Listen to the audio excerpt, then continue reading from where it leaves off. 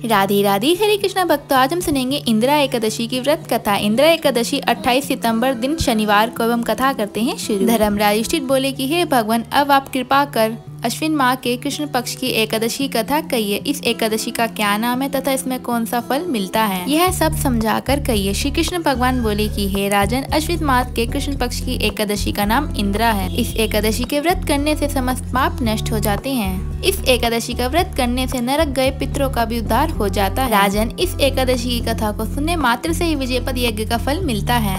प्राचीन काल में सत्युग में महिष्मती नामक नगरी में इंद्रसेन नाम का प्रतापी राजा राज्य करता था। वह धन धान्य से पूर्ण था। एक समय राजा अपनी सभा में सुख पूर्वक बैठे थे। महर्षि नारद आकाश मार्ग से उतरकर वहां आए। नारद जी को देखकर राजा अपने आसन से उठ गए और नारद जी की पूजा करने लगे और उनको आसन दिया। महर्षि नारद जी बोले कि हे राजन, आपके राज्य में सब कुशल मंगल तो है ना? राजन, मैं आपके धर्म और पुण्यों को देखकर अत्यंत प्रसन्न हूँ। तब राजा बोले कि हे महर्षि, आपकी कृपा से मेरे राज्य में सब कुशल मंगल है तथा महर्षि आपकी कृपा से ही मेरे समस्त यज्ञ सफल हो रहे हैं। हे देव, अब आपकी क्या आज्ञा है?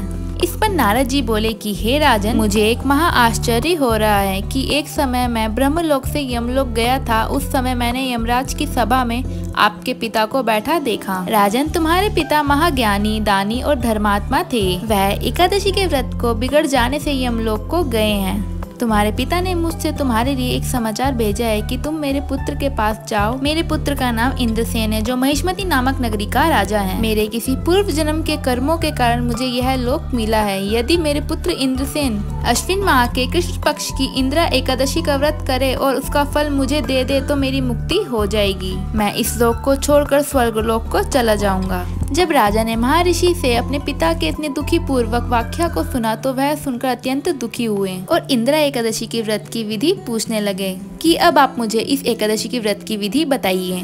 अश्विन माह के कृष्ण पक्ष की दशमी के दिन प्रातः काल उठ के स्नान आदि कर लेना चाहिए। इसके पश्चात दोपहर में स्नान करना चाहिए। साथ ही इस दिन शुद्धता पूर्वक पितरों का श्राद्ध करे और उस दिन एक समय भोजन करें और रात्रि को पृथ्वी पर शयन करें। इसके दूसरे दिन यानी कि एकादशी के दिन प्रातः काल दातुन करके स्नान करें। उसके पश्चात भक्ति पूर्वक व्रत को धारण करें और एकादशी के व्रत का संकल्प लें।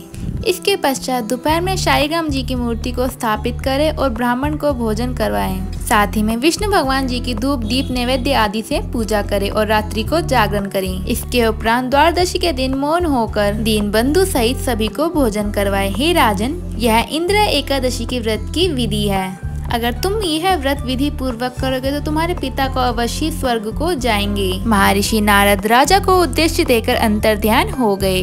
राजा ने इंदिरा एकादशी आने पर विधि पूर्वक व्रत किया तथा एकादशी के व्रत के प्रभाव से राजा के पिता यमलोक से स्वर्ग को गए। राजा इंद्रसेन भी इस एकादशी के प्रभाव से इस लोक में सुख भोग कर अंत में स्वर्ग को गए। श्री कृष्ण भगवान कहने लगे कि हे धर्मराज, यह मैंने तुम्हारे सामने इंदिरा एकादशी का महत्तम वर्णन किया है। इंदिरा एकादशी की कथा को सुनने मात्र से ही समस्त पाप नष्ट हो जाते हैं और अंत में व्यक्ति मेरी शरण को आता है। तो भक्तों, ये थी इंदिरा एकादशी की व्रत कथा। अगर आपको कथा अच्छी लगी हो तो कमेंट में ओम नमो भगवते वासुदेवाय लिखना मत भूलिएगा। और साथ ही में अभी तक आपने हमारे चैनल को सब्सक्राइब नहीं किया तो कर लीजिए, क्योंकि हर एकादशी पे हम कथा की वीडियो डालते हैं। तो मिलते हैं नेक्स्ट वीडियो में। जब तक के लिए राधे राधे हरे कृष्णा।